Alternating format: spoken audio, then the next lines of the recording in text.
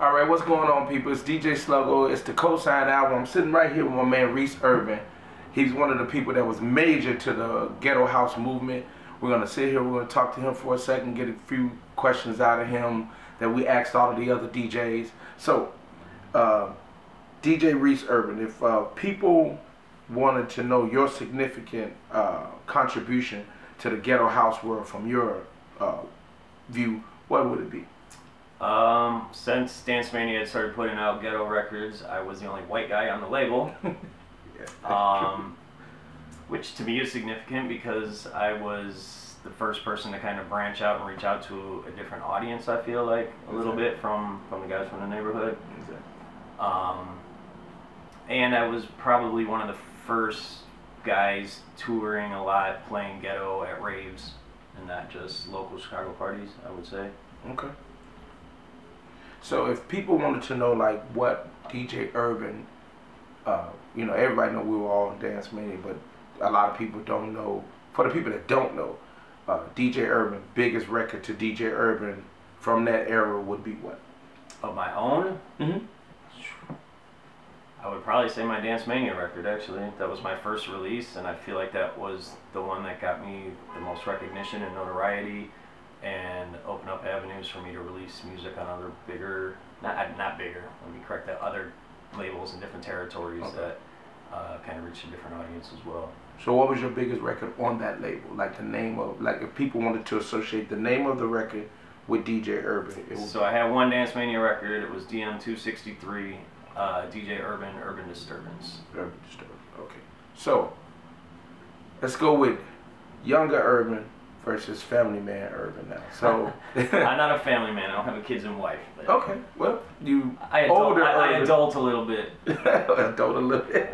So, older Urban versus younger Urban, and somebody coming into the game now, and they're younger Urban. What would older Urban tell younger Urban, like, hey, you should or should not do what? Humble yourself first and foremost. I really think things can get to your head real quick, you know, fame and traveling and making decent money, which really doesn't exist so much anymore unless you're on the upper tier, but just humble yourself, take your time, learn your craft, learn the roots, network with people. Networking, I think, is a really big thing. Treat people respectfully and give back to the community, give back to the people that support you, I think is some of the essential things to have longevity in this, and keep it as something that you can do for the rest of your life if you're so inclined. That's correct. Okay, so before we finish the interview, everybody signed my famous book. Look at that. Got everybody in here. Gotta find you an empty page. Everybody gets their own page? You get the side behind Mr. Paris Mitchell. Okay, so I need you to sign as if though you were going to sign somebody's autograph here. Yeah. And then print your name there. So much pressure. Cool.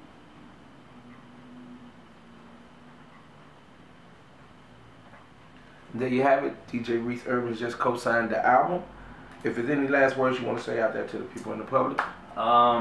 Thank you guys for your support, for myself, for Slugo, for the Ghetto House movement and what it's become, Juke, Footwork, and just being a part of the music industry and being supporters of what we do to try and make everybody else happy and appreciate what we do.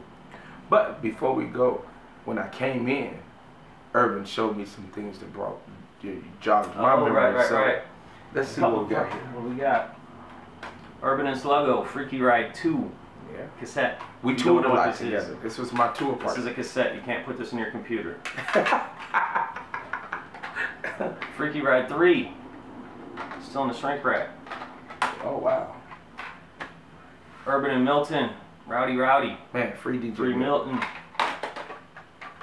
Urban and Waxmaster. Waxmaster. Ghetto style. And I got Waxmaster interviewed on here. Hey. And probably my most famous mixtape, Ghetto Freaks 2. Bootlegged around the world. Bootlegged around the world. So as y'all can see, those were the color mixtapes that we all set a tone for the color mixtapes. Was the mixtapes that caught on to everybody, the green one, the blue one, the red one, the orange. And if you notice, he showed them to you, they all were different colors. So like he said, he was the only white guy in ghetto house music. So go figure that. Like, I had to make sure that we got all the originators from back in the days on this album. Make sure that each one of their signatures was there.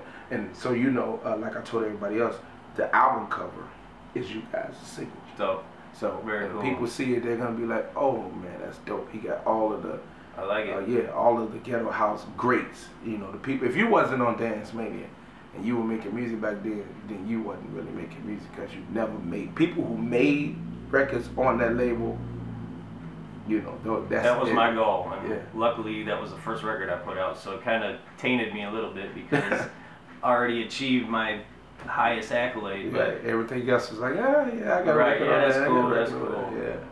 Yep. So again, it's the DJ Slugo co-signed album. Got my man DJ Urban. This used to be my tour partner. So everybody that knows when we toured in your city, this man was on my side. 4 turntables. On my right or on my left, and we were doing it on turntables, not 4 of them, not CDJs.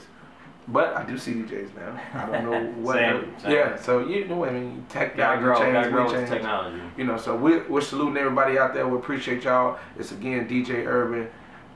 Dance Mania is one of Dance Mania greats, one of the ghetto house greats, and we salute him now. He's co-signing the DJ Slugo album, man. Let's go.